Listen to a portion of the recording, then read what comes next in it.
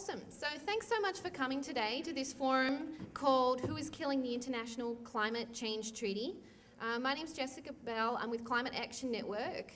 Climate Action Network is a coalition of groups that works across Canada to make sure the Canadian government does the right thing on climate change. And we have faith-based groups, environmental groups, First Nations, and unions all involved working together on what is clearly the most important environmental issue we're facing right now. This event is co-sponsored by CAN, and then it's also co-sponsored by a bunch of other awesome groups, including Desmog Blog, Power Up Canada, Greenpeace Canada, the University of Toronto Student Union, Science for Peace, and Oxfam Canada. So thank you so much for helping us put on this event today.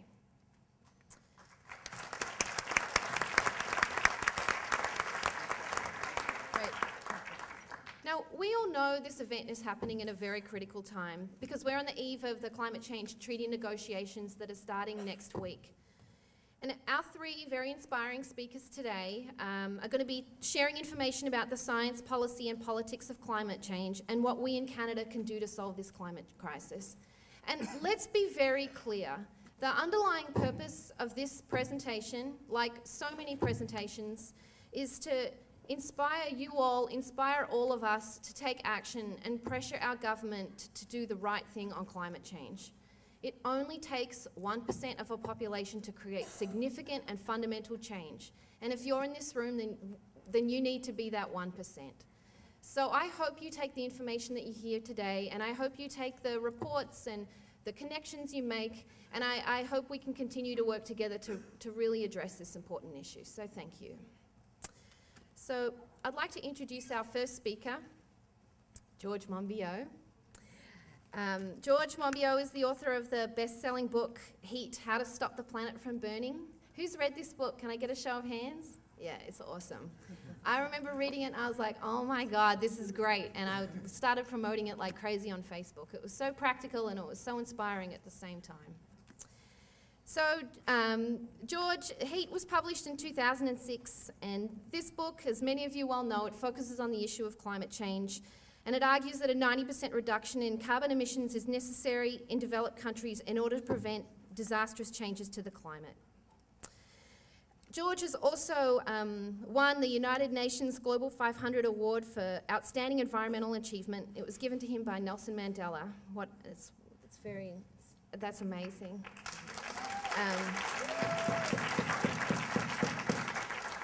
He's also won the Lloyd's National Screenwriting Prize for his screenplay, The Norwegian, a Sony Award for radio production, the Sir Peter Kent Award, and the One World National Press Award, as well as too many honorary degrees that I can mention. So we're very pleased to have George with us today. Thank you. Great, before you go up, thank you. And just to give you a rundown of how we're going to work this today, I'm going to introduce the speakers just before they speak. So George is going to speak, and then we're going to have the two other speakers, and then we're going to have about 45 minutes of Q&A. So thanks. Thank you very much, Jess. And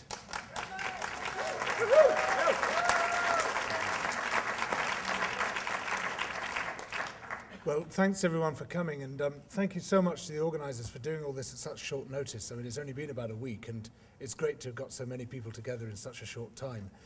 And it shows that whatever the government of this country thinks it's doing, the people of this country have other ideas. Now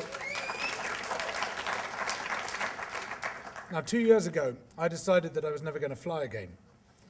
And I managed to stick with that until these darn pesky Canadians were on the phone every week or emailing me all the time saying, you just got to come over, you've got to come over here and see what's going on. And eventually, it was easier to give in than to keep holding out against it. And I have to say that having seen something of what is going on, not just within Canada, but what the Canadian government is doing abroad, I'm very glad I've come. It's an extraordinary spectacle, really. Almost, I suppose, watching a country slide down the development ladder, moving from a highly complex, diversified economy towards being a primary producer again of the dirtiest and most destructive and disruptive commodity of all, and adopting the politics required to justify and sustain that industry. I think we all know which industry I'm talking about.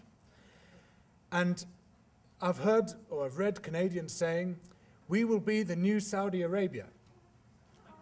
And of course, that's exactly the danger. That's exactly the danger, because as so many nations which have large oil resources know, that oil changes the nation. It brutalizes the nation.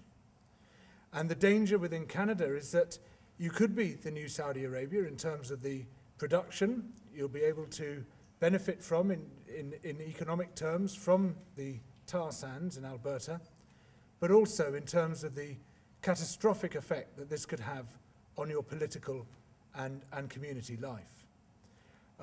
It could be that Canada becomes like Saudi Arabia in respect to the fact that much of the world is revolted by its political positions.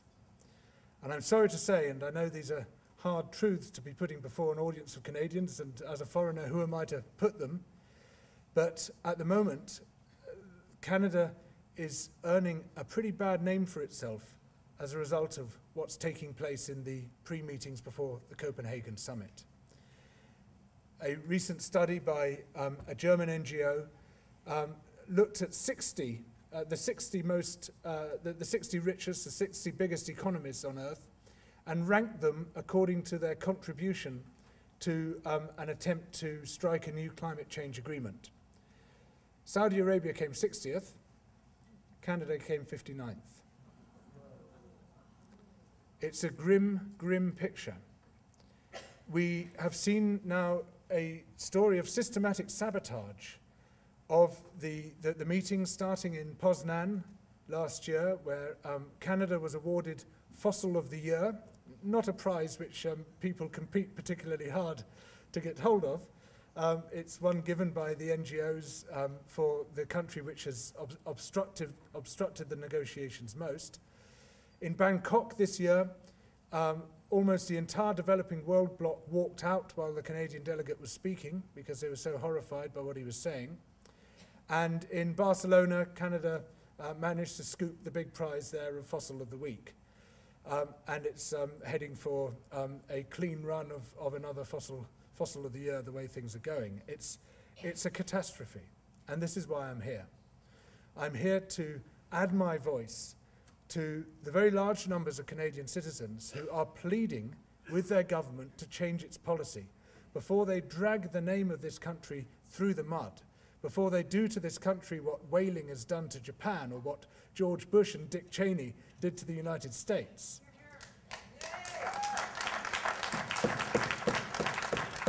And I've come alongside the Canadian activists and the Canadian NGOs, the kind of people who are in this room today, who are trying to remind their government that it is not speaking for the majority of Canadians. It is not acting in the interests of the majority of Canadians, let alone the interests of the majority of the world's people. And that as we approach the biggest and most significant meeting there has ever been on environmental issues, and probably the most important international summit the world has ever faced, this is a time for statesmanship. It is not a time to pursue particular and peculiar interests. It is not a time to have your policy determined for you by the economic interests, particularly of a very destructive and rapacious industry. This is a time to stand back and see what the wider interests of humanity are, not be dominated by the immediate interests of your own political and economic circle.